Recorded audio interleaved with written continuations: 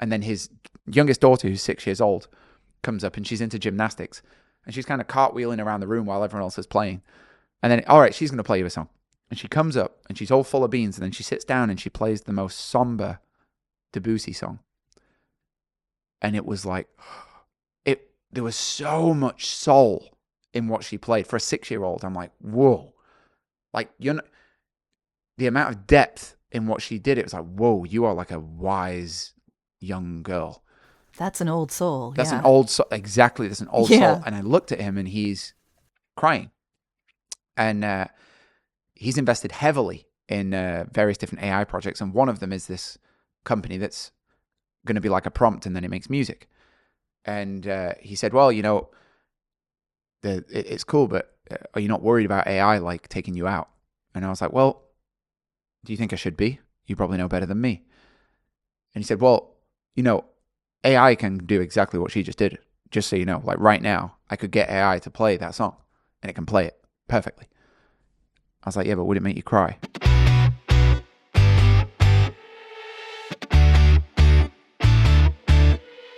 Welcome to Audio Branding, the hidden gem of marketing. Sound plays a more important role in human behavior and our decision-making than you may realize. In this podcast, I'll help you understand the art and science of sound so you can better influence others in business and your life. I'm your host, Jodi Krangle. Let's delve a little deeper.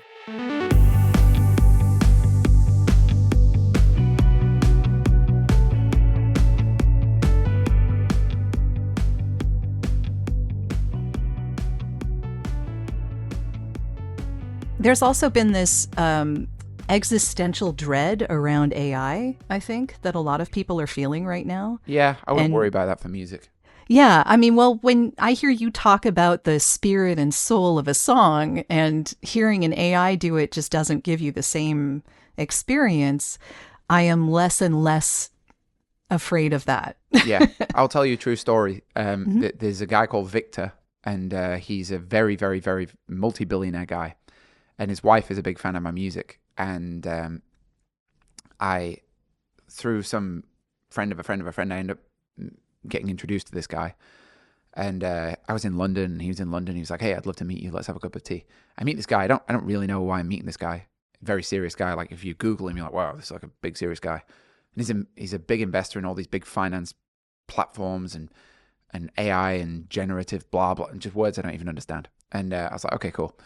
And I meet this guy. What do I have to offer in this conversation? I have no idea.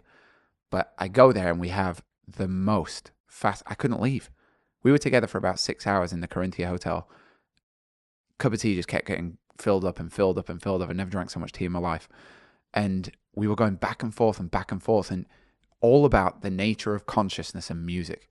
I did not expect this today. And he's a phenomenally intelligent guy. And then he said, listen, I got to be honest, like, I want to hire you. I know this is going to sound strange, but I want to hire you to come and play to my wife in my home.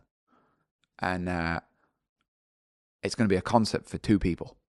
And I was like, okay, let's do it. I've actually done this more than once. So I was like, I've done this. I've had like people, they propose or they take like a suite in a hotel room and they do like a fancy dinner and they hire me to come and do that.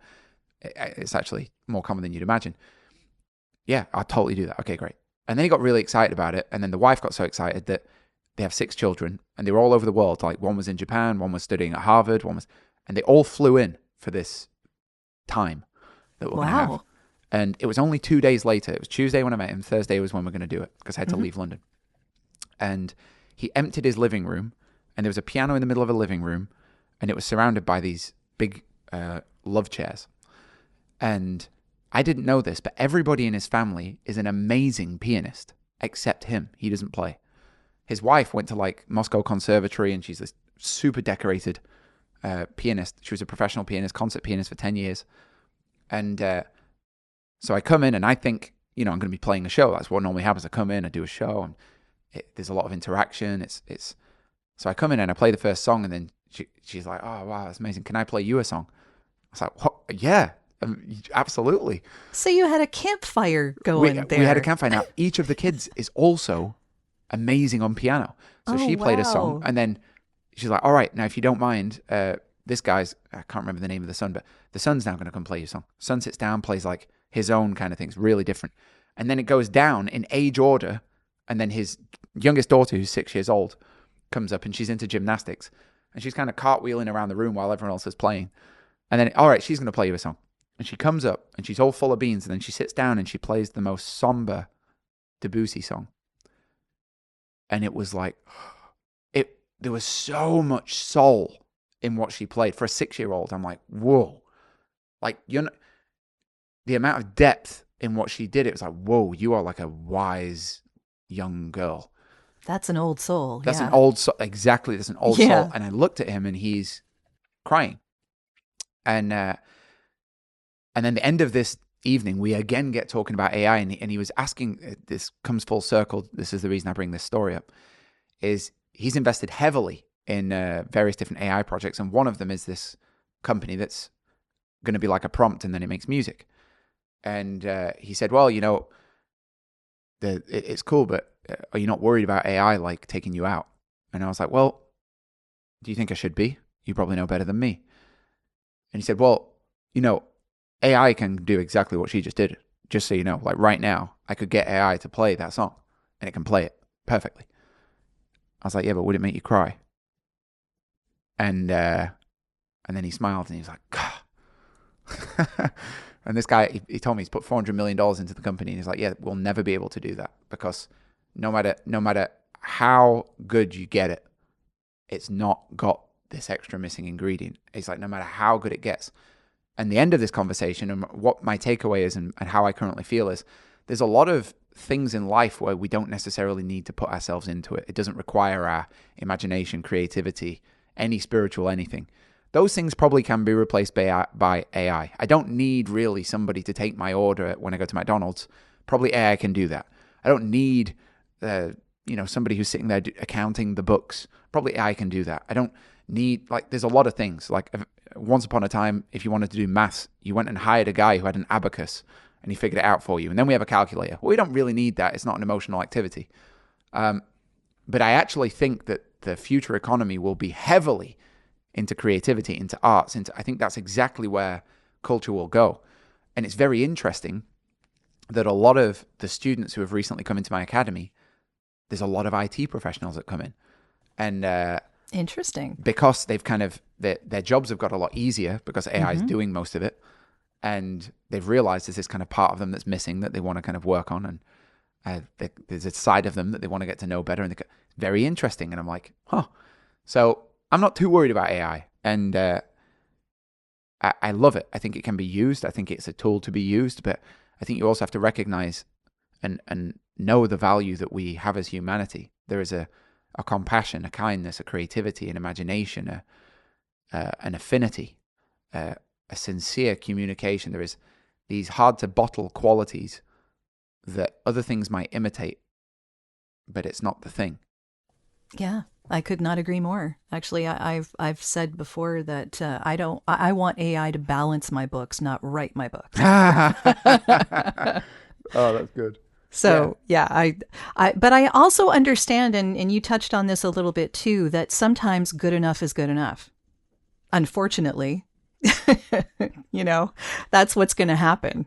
So, but yeah, I totally agree that there are definitely things that humanity and creativity that human creates, that there is a place for that, that there will always be a place for that. You wouldn't know because of streaming right now. That's an interesting little question there too. I mean, how do musicians these days make their money? Well, I'll tell you something. Do you want to know something interesting about that? Please. Okay, so I'm very interested in this subject, as you might imagine. I'm a musician, and I play for millions and millions of people around the world. Yet, if you go on my Spotify, there's no songs on there. That's weird. It shouldn't be that way, right? Well, and there was, I had 3 big #1 hits in Russia randomly some years ago. And at the time, they were on iTunes, and then there was a dispute with the record label, and I took them down. And and like one of them, it had over 500 million radio plays. It was the biggest song in English language of that decade. Did you make $1? Not one. Didn't make a single dollar. No. And then the label turned around and was like, "Oh, sue us." Oh my God. Because I had it independently audited by another label, and they thought that it was about $17 million, and I should have had 66% of that. And then I went to the label, and they're like, "Okay, if you don't like it, sue us." And obviously, I wasn't in a position to do that, and they have all the money in the world. And so I was like, "Okay, well, if I can't do that, but what I can do is I can remove it." So I just removed it. And now, but that's not the story. The story is this. That isn't, by the way, why I do all the shows like this. I started doing something in shows, and I did it accidentally, and it's still accidental. And incidentally, I'm about to start releasing music, which is one of the scary things I've done. But I've made a career so far, and a really, really, really lucrative career from this concept that if you want to see and experience my music, come to the show. Now, the real reason for that is I didn't find a way where I can record it, and it's as amazing as whatever this moment is that we have. And I'm not that I was writing songs for other people. I was in recording studios. I remember this one time I did 14 songs for this TV show, Luther. It's a big UK TV show. So I was in a studio for a month, and he was like, "Well, why don't you do this? Why don't you release your own songs? Like, you got all these songs. Why don't you?" I was like, "I don't know. Like, I'm sitting in here. I get introverted. They don't sound that good. I listen to them. I don't know. I love being on stage. I just like performing, and people are still showing up at my shows, and I'm just going to do that." So, but weirdly, I then got this reputation of like, if people loved that show, they're like, "Where can I get your music?" I'm like, "At the next show." And so they all show up. And every single time the show's different. And I show up and I'm like, because I don't have the pressure of having to record it 600 times, get it perfect, mix it, master it, spend $100,000 doing blah. I don't need to do that. I write a song, I go on stage, I play it. And I've been doing this since I played in the streets. And if you love it, well, make sure you come back next time. And because of that, my shows have grown and grown and grown. And I went to a country called Uzbekistan. I couldn't point to it on a map, and 28,000 people came out. It's the biggest show, biggest outdoor solo event in that country's history. Wow. I beat Sting. Sting was the last guy who had that. In 2009, it was Sting. And then I went there. I didn't even know anybody knew me there. Congratulations. It was wild. It was wild. Yeah. And it was from one video in the pandemic that went viral on a news channel. I didn't know any of this. I put it on Facebook, and then a news channel, it was a cover of Imagine. When I find myself in times of trouble. Oh no, Mother Mary, let it be. And then I go into Imagine. So I mash those two songs. And with paying no royalties or anything, this big news network had played this video on repeat. And then I went there, and then all these people came. But they came because there was no other way to access my music. And as people would know, there is some income in shows. All that said, I'm still about to do the unthinkable and then do this weird game of releasing music, which intuitively to me, it doesn't make sense. Like, the rational part of my brain is like, well, hold on a minute. I spend so much money recording this, and it's quite expensive to do it at a high level, and I've done it at a high level, and I've gone and got the best people I can get, and fancy studios, and yada, yada, yada, only to go give it away, essentially, because getting paid 1,000th of a penny for a song is really not going to do anything. It costs more to market it than you could ever hope to get in revenue. The advertising costs a lot more than 1,000th of a penny to go and find a listener, right? So, and even if you just do organic, okay, it takes some money to make the organic, and so it doesn't really make a lot of sense. But I have this different idea now, and I'm guided by some weird sort of faith, which I think is common to a lot of musicians, which is the same faith that I had in the streets. Of when I went to play in the streets, it made no sense.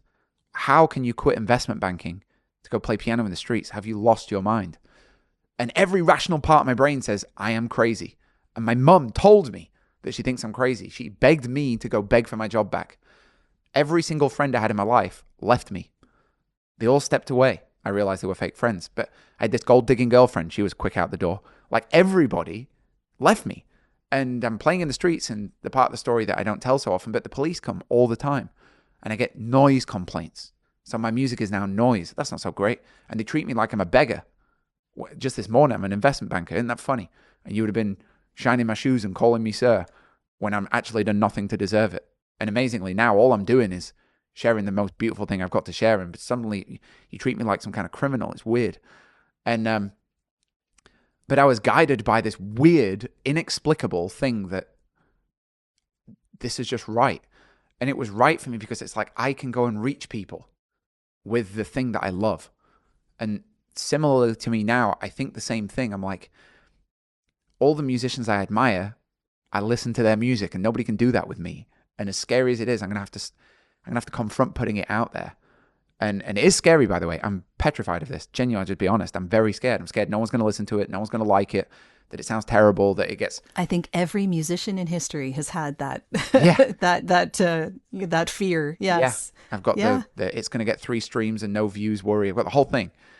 But I'm just guided by this thing of like, I've just got to do this because I want to reach people, and this is a way to reach people, and it doesn't need to make financial sense. It doesn't matter, because I know it will all work out if I just do what I think is right. It's always worked my whole life, even building the school. Building the school made no sense. I lost millions of dollars building the school. And throughout it all, I didn't have any safety net. I didn't have some guy giving me millions of dollars. And I was just guided by this knowledge of like, this is right. This is right, because I know I've got something where this is game changing, and I'm just going to keep going with it. And I can't explain how it's going to work, when it's going to work, why, anything, but it's gonna. And this has worked a couple times in my life now. So I'm in this same place on streaming, and where I'm like, okay, I don't know what's going to happen. Maybe you're going to see me in a year and you can laugh in my face and go, ha ha ha, that was such a failure. I would never laugh in your face. And I think that everyone needs a little faith in their ability to accomplish what they want to accomplish. I think there's a lot to be said for willpower. Yeah. There really is. Yeah. But let's go into the school a little bit, because we didn't cover that at all. And I would really like to ask you about that. Also, because you talk about longevity and playing music, right? So is that part of the school that you're doing now, or is it separate entirely? So there's the school. I'm going to address those two topics separately. Yeah, there's a lot going on there. Yeah. So the school came about because the way I learned piano was quite painful. I taught myself for a long time, and then I had traditional lessons. Sit straight, do this, getting hit with a ruler, loads of complexity, a bunch of theory that makes no sense, squiggles and wiggles and Latin and Italian, and a lot of complexity. And I went through all of that, and it was not enjoyable. I gave up more than once. And somehow, through some grit and perseverance and a lot of my parents making me, I got to the top of the mountain. And then music was fun. It was like fun before I started. It was fun when I was first noodling. Then I went to get educated, and all it made me want to do is quit piano. And I suffer through years and years and years and years of hours and hours of practicing a day. And then I get to enjoy music. And when you get to the top of the mountain, Einstein said this, that when you finally understand something, you can express it simply. When I got to the top of this mountain, I was, hold on a minute, it's so simple what I'm doing here. And I go around, I play with thousands of musicians now, and what they're doing is simple too. And so I was constantly coming up and having people at the end of shows, and from playing in the street, one of the most common things that I would have is people coming up and they're really moved by this experience, and they say, wherever I am in the world, kind of the same story of, I've always wanted to play piano. And they'll tell me usually a story like, I tried lessons as a kid, or I tried this app, or I tried a bit of YouTube, or I tried this, or tried that, but it didn't work. And they leave this experience feeling like they're no good at music, or I can't do it, or it's too hard, but in actual fact, what I thought is, well, no, I just think the education sucks. Because if everybody's having the same experience, and I know better than everybody, I just lived it. Sure, good point. And I don't use, I learned all this complexity, but I don't use 90% of it. So what a waste of time. And there's all this stuff, and now I've gone through it. I'm like, I think there could be a better way. And I spent 9 years trying to figure out what that better way was. 9 years of absolutely no congratulations and, oh, wow, it's going so well. That took some special perseverance. But after 9 years, I got this new way. And which originally was going to be called Stephen's Passionate Journey of Piano. But that apparently didn't sound good. So I don't know. It's pretty explanatory. Yeah, I thought so. But I did a survey of friends, and then nobody. They didn't like it. It ended up being called the Ridley method. I was like, okay, that sounds a bit more scientific, but it's a little more catchy. Yeah, there you go. So, but essentially, it's just how to learn piano, 10 minutes a day, fun, fast, simple, and fun is the most important part of that, because from day one, it's fun. It's the way it's structured, and what you're doing is you're doing these micro steps. So you're just practicing 10-minute micro steps, one thing, not 15 things. that's so simple that you can practice it in 10 minutes. And essentially then it's this journey of individual steps, and each day you're improving, and that makes it quite addictive. And so then I released the school. And I thought I would just be selling it at the end of my shows. It didn't really go that way because COVID came right when I finished it. And of course it did. It yes. did. And I had 58 out of 58 shows cancel, and they'd all paid a 50% deposit. And per the contract, this was like an act of God. So I had to give the money back. Oh, ouch. But I didn't have the money because I paid tax on that money. So I've already lost a big chunk of it. And then some of these people are paying me like a year, 2 years in advance, and I've invested that money in, I'm like, oh God, like what do I do here? And I hated this position of not being able to work. I'm an artist. All I want to do is play music. This is weird. And now more than ever does the world need it. And I used to hate social media before this experience. I still have a bit of a love-hate relationship, if I'm totally honest. But I used to really... I think a lot of us do. But in this moment, it was the only place I could play. And so I made an Instagram. I'd held off. I had a little personal one, but I didn't really... I was like, okay. And I went on Instagram, and they just launched Instagram Live as a feature. And I was like, okay, I'm going to go and play 2 shows every single day. And Instagram Live, it would only let you go for 3 hours. And then it stopped automatically. So I'm like, right, I'm going to play for 3 hours. And I'm going to play a 3-hour concert in the morning. I'm going to play a 3-hour concert in the night. And in the beginning, nobody came. And I did that. I thought it was going to be 2 weeks. I thought COVID was going to be 2 weeks. It ended up in 9 months. And at the end of 9 months, I had 70,000 people on these live streams, which is like 2 Madison Square Gardens. And now the same thing that had been happening my whole life, which is people coming up to me saying, oh my God, I want to play piano. But now it was happening on my DMs. So I got all these people direct messaging me, oh my God, I want to play like you. I was like, well, I've got this course. And so then that's how I started, like the first signups were from that. And then I just took any income that I got from that and I put it into advertising. I never advertised anything. I'm English. I'm not naturally into advertising. Like, it's not.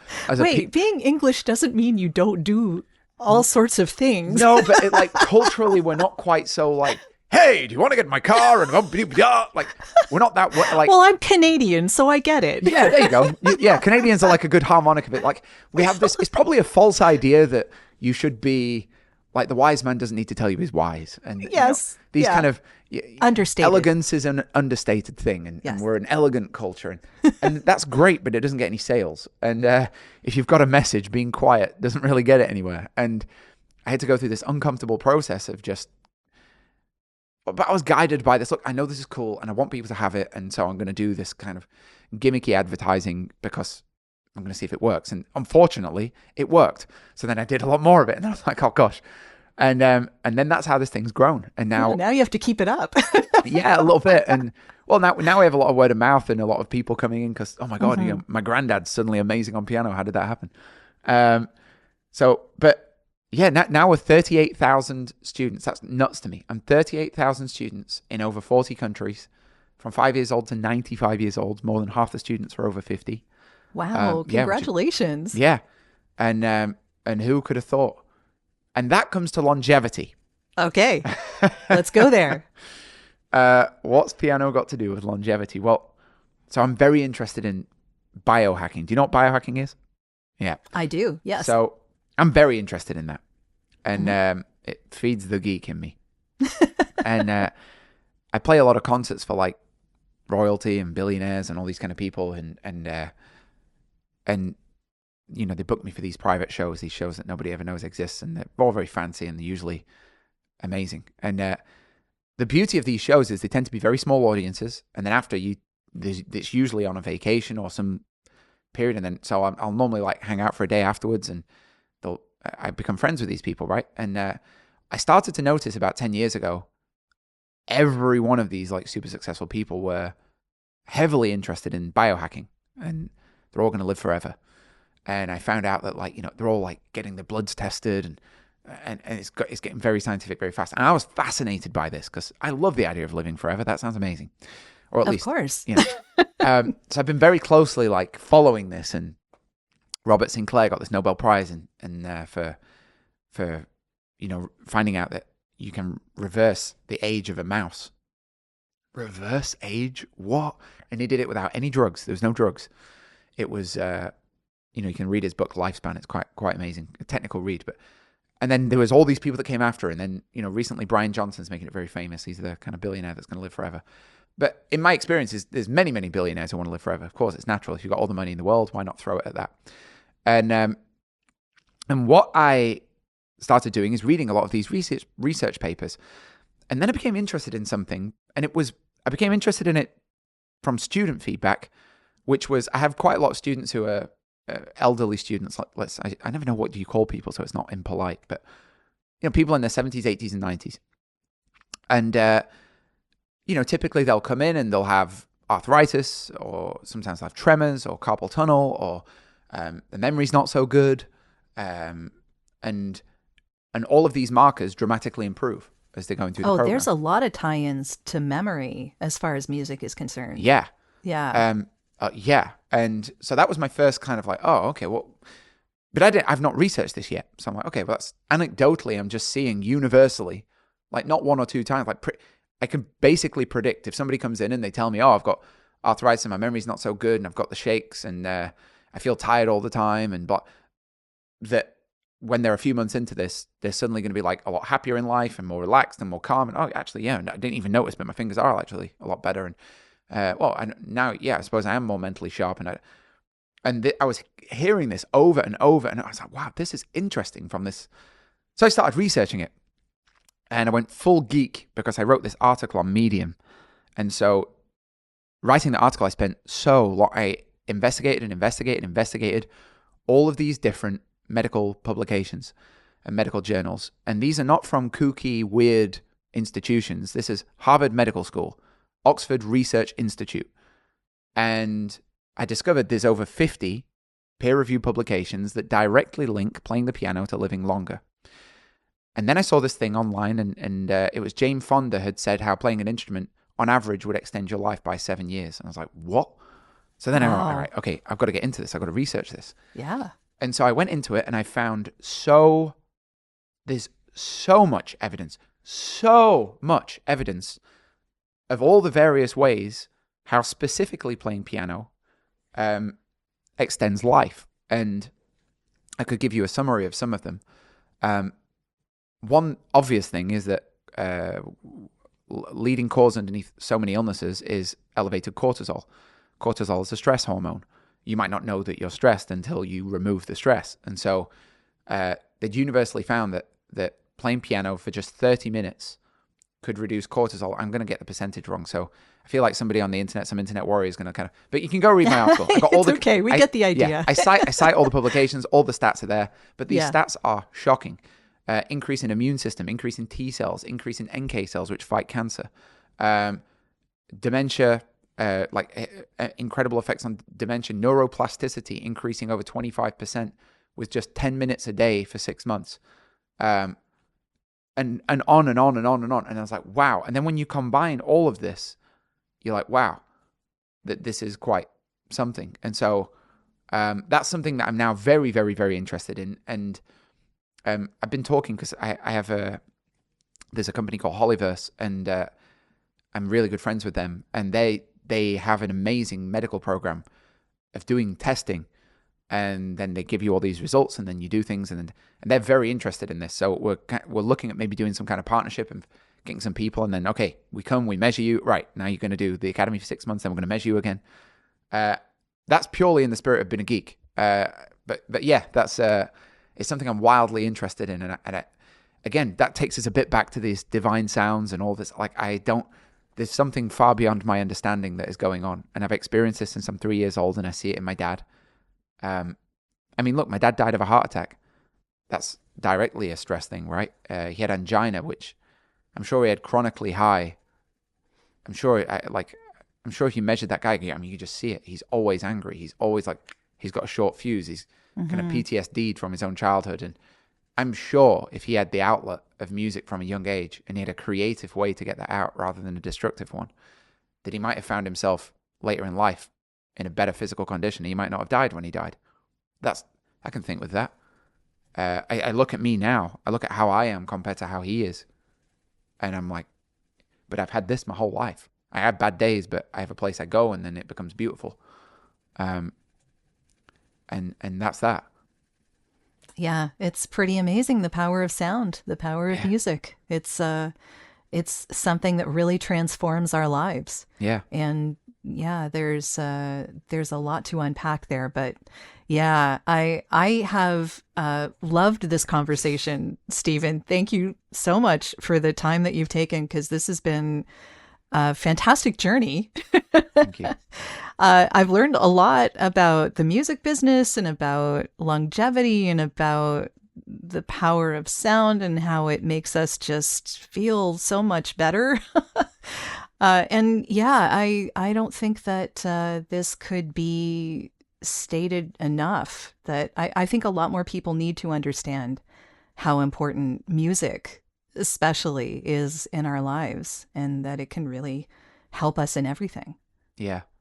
I'll end with a final thing to really bring that home. I once went to a city in the middle of Russia called Novorossiysk, and in the Soviet Union, art was illegal. The only art you could have is like state-sponsored propaganda art. USSR is amazing type thing. So when we have the fall of Berlin Wall, fall of USSR, there's this explosion of art in Russia, and huge demand for it. It's like, water to somebody who's been thirsty for so long. And but some of the more rural cities, that's not quite taken there yet. And so I've been hired by, like, it was not a romantic gig, but it was like some like mining company who make tools for mining were having an office party or some corporate event, and I got hired for that in the middle of nowhere. And I'm like, okay. And so I fly to this really remote place in Russia, and I went, and it was a place where art had still not arrived. And every building looks the same. Everything's just concrete. It functionally has to be like that because it gets so cold there. But there was no beauty. And I'd just flown from Italy to that show. So I did a show in Florence in the Belmont Hotel, which is this like... Oh my goodness, that's like a contrast. Yeah, like the most... Well, in Italy, they don't just build a bridge. It's an experience. There's gargoyles and beauty. Like everything is made with this sense of giving somebody a beautiful experience. And these people 1,000 years ago were thinking about us, and they built it out of these materials that would last forever. And now we're building all these cheap glass buildings, but they didn't think like that. They had a commitment to something higher and to beauty, and they used to honor God by making beautiful things, right? And now we get to, for free, enjoy walking the streets of Italy, and it's just an aesthetic. It literally lifts you up, and it's why people love to go on holiday there. It's just being there makes you want to dress better and be part of this aesthetics. Well, I went from there to the exact opposite, to a place that was all concrete and there was nothing. There was like a statue of Lenin, which looked miserable, and that's it. There was nothing, and we're driving around, and it was the night before the show, and the show's the next day, and I'm like, so what is there to do? There's nothing to do. There's bars, and like 50% of the population's alcoholic because there's nothing to do. And I'm like, whoa. And I went and played this show, and these people, it was like amazing. Their reaction was like amazing. And I was like, wow, like they'd just never seen anything like this before. And I'm grabbing them, and I'm grabbing these guys. I had a big grand piano. I'm like pulling them into the piano, and I'm playing the piano, and sweat dripping everywhere. And I'm grabbing people. Come here, come here. I'm getting everyone on the stage. Like, come. It was so amazing. And I've got so many of these anecdotes and stories just to put that there. Like, we live in a world, like, there's so many over medicated people. There's people looking for things, and I do feel like, music's just a great healer. And the reason I love your podcast and I love your dedication to sound, and because it it costs nothing. There's no side effects. It's one of the oldest forms of therapy in human history. It's the way that we like access and honor the divine. It's like look at all the places where it's used in the world. It's how a country states its greatness with this big national anthem. Bom, bom, bom, bom, bom, bom. It's military. How do you know the military's going? They're there with the drums and the big thing. It's in all of these great moments. The Super Bowl, like for any great moment, there's sound, there's music, and it's because of what it does. And Anyway, I don't need to labor that point. I think it's something that's natural to people, but it's been a pleasure to come here and talk about a subject I love with you. Thank you so much. Yeah, I love music because it brings us together as opposed to pushing us apart. We are so divided right now in so many different ways. And yet, if all of us listen to a piece of music, we can all be moved in the same way. Jodi, what's your amazing. favorite song? I want to ask you that question. Oh, I am a huge Queen fan. I love Queen. And I love them because of the harmonies. It's the harmonics that get me every time. I mean, Freddie Mercury had a voice of an angel, but but yeah, just about anything that I listen to that's Queen is my favorite song. That's amazing. Rock opera. Did you see the movie? I have not yet, and it's mostly because it's hard for me to sit back and watch the recreation. I find that takes me out of experiencing that moment of the beauty of the music. And maybe that's something weird just with me, but I will eventually watch it. I'm sure I will. I watched Rocket Man. I did see Rocket Man. I saw that one. I would give that one honestly a 5, and I would give Bohemian Rhapsody a 10. Okay, I definitely need to watch it then. Yeah. Yes. There's two great music biopics that I really, really like, and one is the Ray Charles one, Ray, and one is Bohemian Rhapsody. A lot of the other ones, I personally don't love them so much, but I know what you mean. I have one song, Clair de Lune by Debussy, and I've never played it. I love that song. I love it. That is a beautiful song. That's why song. I'll never play it. It's weird. It's like I don't want to understand it. Yeah. I don't even want to know how it... I know if I sat down, I can get a piece of music, I'll play it in an hour. I just don't want to. I don't... Yeah. And let me just leave that as some, like... It's funny. And but so I do understand that, but I have to say, like, that movie's... It will increase your appreciation for that when you see... I definitely... Genius beyond genius. Amazing. Yeah, I need to watch it. Yeah, just a wonderful band, and I love everything that they did. So yeah, that's awesome. Well, thank you so much. This has been a wonderful discussion, and I look forward to hearing your music well into the future, because you're gonna live a long time. I hope so. Thanks so much. Lovely. Thank you, Jodi. Well, that's the end of this episode. Thanks for listening. And if you like what you heard, why not tell a friend about this podcast? It's available in all the usual locations. Until next time.